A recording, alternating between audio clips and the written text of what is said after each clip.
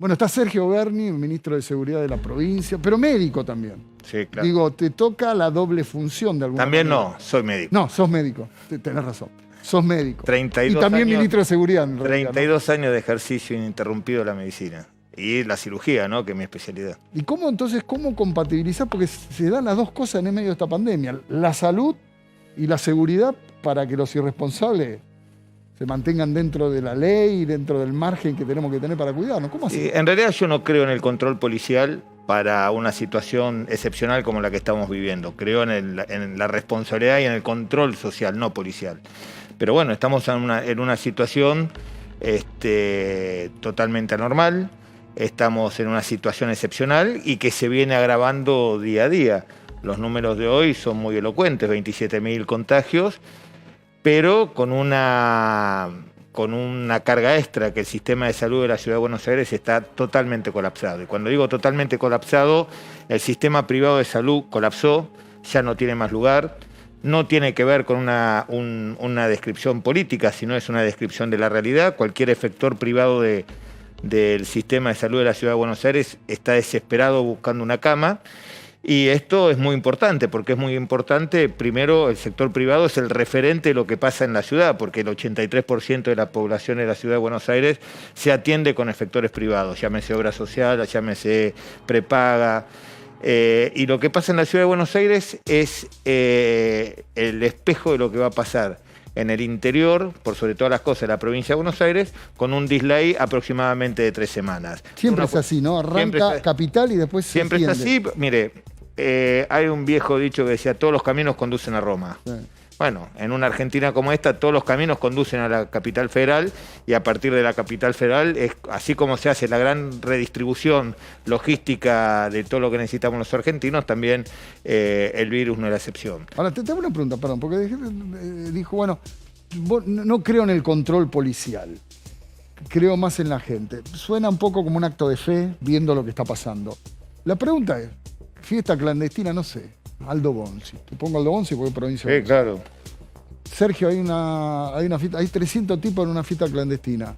Mandá la cana, te dice. Sí, claro. ¿La mandás? Sí, por supuesto, porque no puedo, si no lo hiciera, estoy incurriendo en el incumplimiento de obligación de un funcionario público.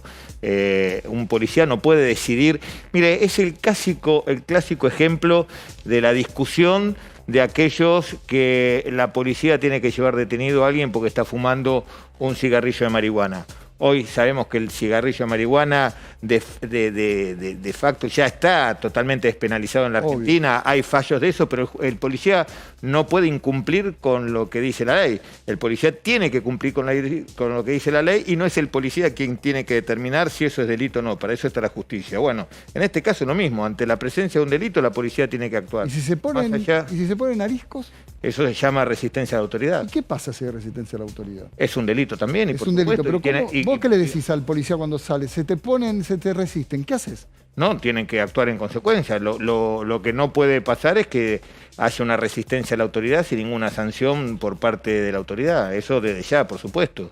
¿Y sentís que la fuerza está preparada para esto? Porque también deben estar cansados con todo esto. ¿Sentís que la policía o tiene más ganas de decir, bueno, dale, te controlo más o menos, pasa, andate? Mire, la policía de la provincia de Buenos Aires viene de tener 1 año y medio de bastante situación anormal, porque ellos llegaron del operativo Sol del 2019, terminaron en marzo y no alcanzaron a irse de licencia del operativo. Acuérdese que el operativo Sol son 3 meses de estar sábado, de lunes a lunes, a la mañana, a la tarde, a la noche, bajo el rayo del sol en la costa. Después tienen su merecido descanso. Llegaron, automáticamente fue la cuarentena, no pudieron descansar.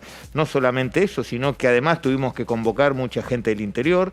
En aquel momento, cuando la gente del interior venía al conurbano bonaerense a trabajar, después no los dejaban volver a su pueblo por miedo a que contagien. Entonces tuvimos en un momento casi 400, 500 madres policías que estuvieron casi 4 o 5 meses sin ver a sus hijos porque no podían ir a sus pueblos, viviendo en acantonamientos. Hemos perdido hoy con la nueva muerte 40 policías en situación de trabajo. uno de los lugares donde más, después del servicio de sanidad, que más policía perdió. No solamente eso, no se pudo completar la formación de los cadetes que estaban trabajando, por lo tanto el cuadro organizacional de la policía quedó reducido mucho más, pero sin embargo la policía nunca bajó los brazos, la policía siempre estuvo trabajando, no solamente estuvo trabajando en la pandemia, sino ayer, anteayer cerramos los números estadísticos del primer trimestre en materia de criminalidad y por primera vez, ¿y por qué es importante este trimestre? Porque por primera vez no solamente bajamos los índices delictivos, sino fue en consideración números importantes, entre un 25 y 30%. ¿Y por qué es importante el trimestre? Porque es el único que no fue afectado por la cuarentena, por lo tanto los valores de hoy son totalmente traspolables para el 2020 y para el 2019. Y por primera vez logramos quebrar la tendencia alcista. O sea, los chorros no hicieron cuarentena, digamos. No, estamos hablando del primer trimestre, todavía no hubo... la cuarentena empezó... Pero se notó eso el año pasado cuando hubo cuarentena. Yo hablé con gente de la ciudad que decía, ni los chorros salían a afanar. No, bajó... por eso no podemos dar los números... Claro. No podemos dar los números primero porque no se puede comparar con nadie. Usted sabe que uno para saber si está bien o está mal, además de tener comparaciones cualitativas, tiene que tener comparaciones cuantitativas y comparativas. No hay con qué comparar. Ahora, se está desbordando. Digo, uno siente que en Capital Federal como que te llevan a ese lugar que tienen, parece Gran Hermano, todo, las cámaras y todo. Hay como un desborde, digo, hay delincuentes que no entran a Capital porque dicen, acá no van a agarrar, nos vamos a provincia. ¿Sentís que hay como una inmigración? La General Paz no es una barrera geográfica ni ningún impedimento. La gente de Capital va a robar a provincia, la gente de provincia viene a robar a Buenos Aires. Por lo general, el destino de la capital va a acompañar el destino de la provincia de Buenos Aires, por eso tenemos un trabajo muy coordinado con el ministro Santilli, porque... ¿Cómo jode eso, no? Tu relación con Santilli jode, ¿no? No es mi relación con Santilli, mire, más diferencias ideológicas que la que tengo personalmente con los diferentes actores del gobierno de la ciudad, creo que son muy pocos. Sin embargo, yo soy un profesional. Los profesionales separamos la paja del trigo. Una cosa son las cuestiones ideológicas y otra cosa la obligación nuestra de servidores públicos. Cuando asumimos la responsabilidad de ser ministro de Seguridad, asumimos la responsabilidad de gobernar para todos y generar condiciones de seguridad, sea con quien sea. En este caso, cuando tenemos que coordinar, nos sentamos con el ministro Santilli todas las semanas y la verdad que tenemos una coordinación impecable. Prácticamente ya ambas policías de los dos lados de la General Paz trabajan de memoria. Cuando ingresan a Capital, cuando ellos entran a provincia, cuando hacemos persecuciones, inteligencia criminal de uno pasa toda la inteligencia criminal al otro, se hacen operativos en conjunto, porque entendemos que nuestra responsabilidad está por sobre todas las cosas encima de cualquier discusión ideológica. Vuelvo al tema de la pandemia, del control. Sobrevuela una palabra, está dando vueltas hace unos días, que tiene que ver con toque de queda. Algunos están pidiendo toque de queda y se le tiene miedo. ¿Cuál es su opinión sobre eso? No, el toque de queda es una situación excepcional descrita en nuestra Constitución y que tiene que ver con la suspensión de las garantías constitucionales. Son dos cosas totalmente distintas. Ese es un término prácticamente hasta jurídico, ¿no? Quedan totalmente suspendidas todo tipo de garantía constitucional. La Constitución a cada uno de los ciudadanos le da cierta prerrogativa y garantía que la autoridad policial y judicial deben controlar. Lo que sí yo creo que nosotros tenemos que asumir una responsabilidad histórica que comenzó el año pasado con la cuarentena. Nosotros el año pasado ¿sabe cuántos pacientes se había infectados el 20 de marzo cuando empezamos la cuarentena? ¿Cuánto? 31. Por eso. Con 31 pacientes. Empezamos la cuarentena. Con 90% de las camas de terapia intensivas totalmente desocupadas. Y con un agravante, como dijimos recién empezaba a llegar los primeros vestigios del coronavirus al continente americano. Hoy estamos en una situación epidemiológica totalmente distinta y adversa, porque no solamente ya nos hemos chocado de frente con la segunda ola, sino que además todavía tenemos las secuencias de la primera ola, que son dos eventos totalmente... Se habla de una nueva pandemia. En ¿Cómo? Realidad. Ya no se habla de una segunda ola. Por eso estamos con otro agravante, además, epidemiológico, que es que en esta segunda ola tenemos variantes del virus, como el Manaus, como Gran Bretaña, que tienen un porcentaje de infección mucho más rápido. Y además tenemos, ¿sabe cuántos fueron hoy los contagiados? 27.001. O sea, tuvimos 26.970 contagiados más que hace prácticamente un año cuando empezamos la cuarentena. Entonces me parece que tenemos que tener coherencia, tenemos que tener responsabilidad histórica y por sobre todas las cosas asumir una responsabilidad que a los gobernantes nos compete, que es hacerse cargo de una responsabilidad mayúscula que significa parar la Entonces, para usted actividad. tendría que haber sido, tenemos que ser más estrictos todavía. Todavía no somos estrictos. Por eso, Mire, o sea, fueron... usted puede estar embarazado, una mujer... No, un poquito embarazado no puedo estar. ¿Puede estar un poquito embarazado? No. Bueno, la cuarentena, no existe cuarentena relajada, cuarentena media, cuarentena 3/4, cuarentena... No existe. La cuarentena es cuarentena. La cuarentena es una metodología de trabajo que viene de la época de Hipócrates, que tiene que ver con aislar a todos aquellos barcos que venían con la peste negra, dejarlos en el puerto sin que puedan bajar durante 40 días. En aquella época era 40 días porque no había un conocimiento pleno de la ciencia y no se sabía cuánto duraba un periodo de incubación. Hoy sabemos que salvo la mononucleosis y el curuto, las enfermedades infecciosas cursan con un periodo de incubación de menos de 15 días. Entonces, la única manera que ha tenido la humanidad de cortar la cadena de transmisión es mediante la vacuna, de manera artificial o de manera natural a través de la cuarentena. Vacunas tenemos en cantidad insuficiente, por lo tanto, debemos en esta situación y después de haber hecho 250 días de cuarentena el año pasado, sostener el esfuerzo de los argentinos, sostener el esfuerzo de la producción, porque créame que todos aquellos estudios que han comparado las crisis sanitarias y cómo estas crisis sanitarias han repercutido en la producción de cada una de las ciudades, se han hecho en base a la pandemia que fue la gripe española.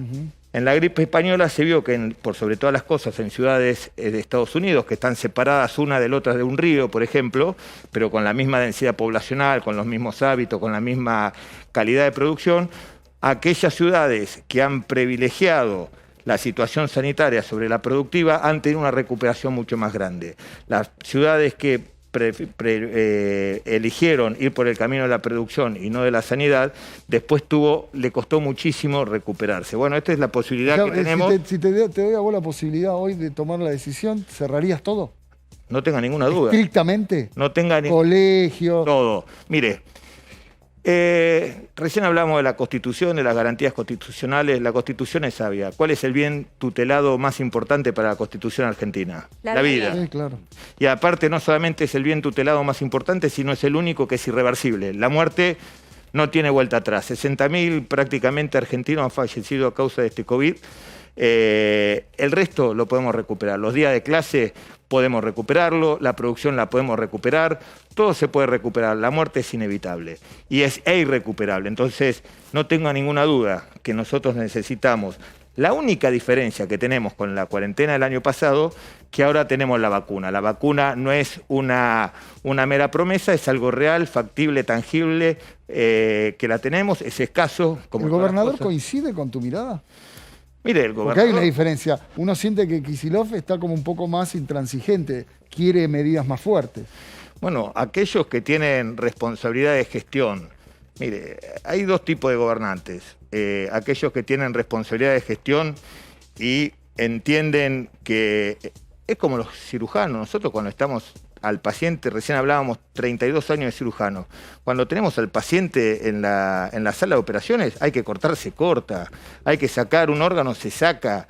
La vida está por encima de todas las cosas. Y no hay tiempo, créame que no hay tiempo para debatir si sacamos o no sacamos el órgano. ¿Pero tiene esa sangre fría el gobernador? ¿Cómo? Porque vos vos tenés sangre fría. No, cuando se toman decisiones... Mire, el gobernador me parece que ha dado más que claro ejemplo de su capacidad de conducir en una situación tan No hablo de capacidad o incapacidad. Y de su visión estratégica, por sobre todas las cosas, voy a su visión estratégica. No se olvide que la pandemia comenzó allá por el mes de febrero y nosotros recibimos en el mes de diciembre, el gobernador recibió una provincia sin ningún tipo de infraestructura hospitalaria adaptada para una situación adversa como esta pandemia.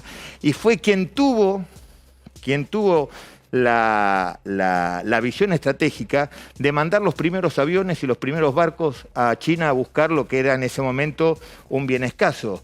Y si hoy tenemos vacuna de Sputnik, es porque el gobernador de la provincia de Buenos Aires, allá en junio, puso a todo su equipo de trabajo, a todos sus ministros de salud, jefe de gabinete, a trabajar con los diferentes sectores de la comunidad científica mundial a ver cómo estaba evolucionando la posibilidad de una vacuna. Por eso nosotros a mitad de año ya decíamos que la vacuna iba a ser un hecho real antes de Navidad. Y así fue. Ministro, y no es casual que haya sido la vacuna rusa, porque nosotros pusimos todo el énfasis. Todo puesto ahí.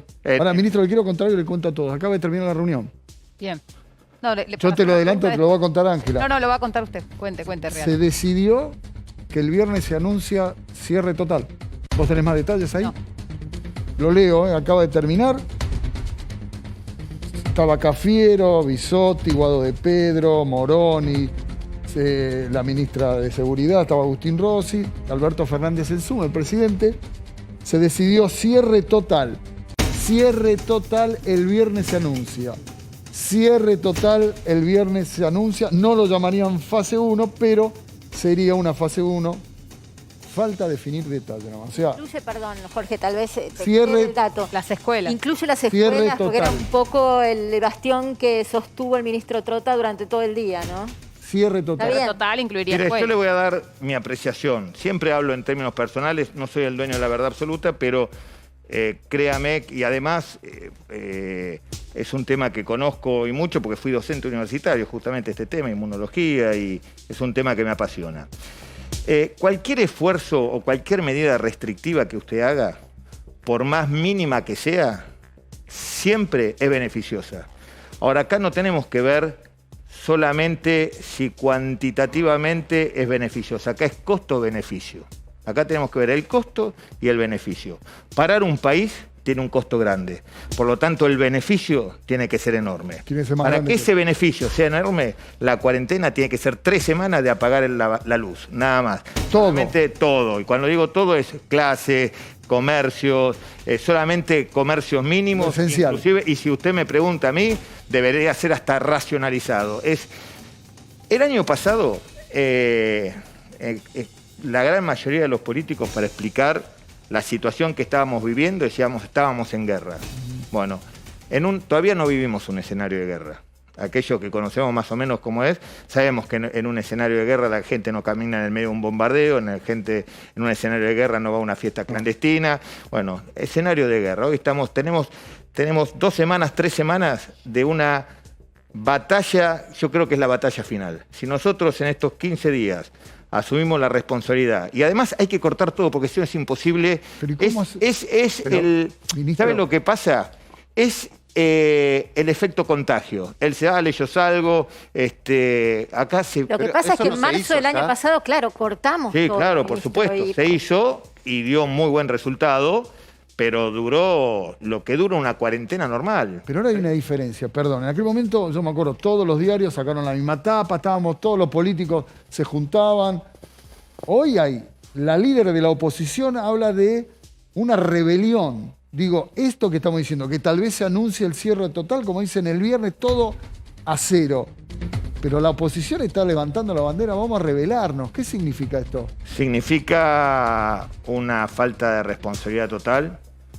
La oposición también tiene intereses con algunos laboratorios que tiene que ver con hacer lobby por algunas vacunas y tratar de desprestigiar otras.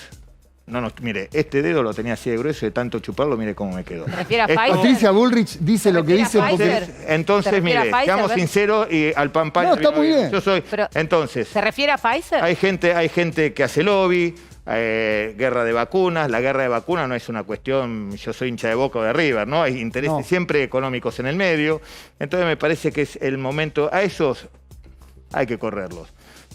Los argentinos somos 40 millones, desubicados, irresponsables, hay en todas partes y eso no importa. Acá lo que importa son aquellos que tienen visión estratégica, aquellos que asumen la responsabilidad de la conducción. Como decía el general Perón, el que quiere conducir con éxito tiene que exponerse. Y este es el momento de exponerse. Yo le quiero hacer una pregunta sobre la violencia institucional, Sí. ministro, porque es necesario una cuarentena estricta, como dice usted. Yo como ciudadana respaldo eso, pero sabemos también que a veces cuando la policía cobra a lo mejor mucho protagonismo en el control, aparece la violencia institucional. Quería saber si usted considera que existe esta violencia y cómo puede hacer como ministro para evitarla. Mira, la violencia institucional es un problema de todas las fuerzas de seguridad y que no necesariamente tiene que tener uno la responsabilidad de preocuparse por ello en periodo de pandemia. Nosotros nos preocupamos por la violencia institucional durante la pandemia, ante la pandemia, después de la pandemia, porque es una de las situaciones no admisibles, como la corrupción policial.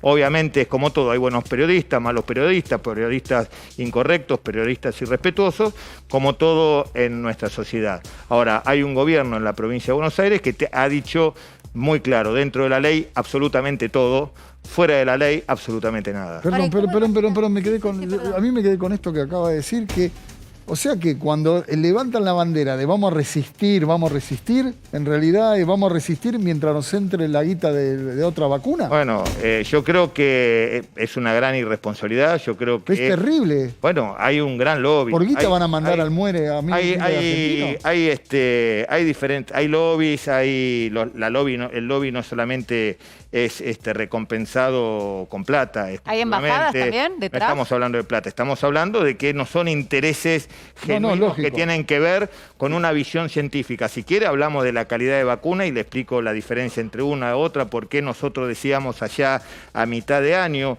Yo fui uno de los voceros junto con el ministro Goyán y el viceministro Kepler en explicarle a la población que por qué teníamos que ir por la vía de la vacuna rusa.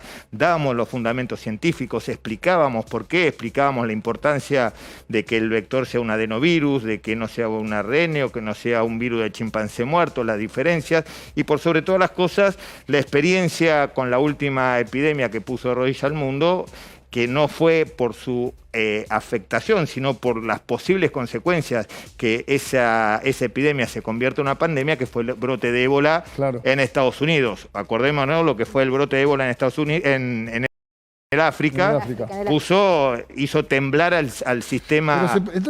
Pero hay líderes políticos que están construyendo su carrera hacia el futuro. Pero no tengo ninguna idea. En base a la muerte. Pero no tengo ninguna duda. Hay embajadas detrás del lobby. ¿Cómo? Le pregunto si es especulativo en función de lo que usted ve y del análisis de los comportamientos o tiene información para formalizar una denuncia, porque es muy fuerte lo que está diciendo. Pero señora Marina, mire, el general Perón decía, la única verdad es la realidad.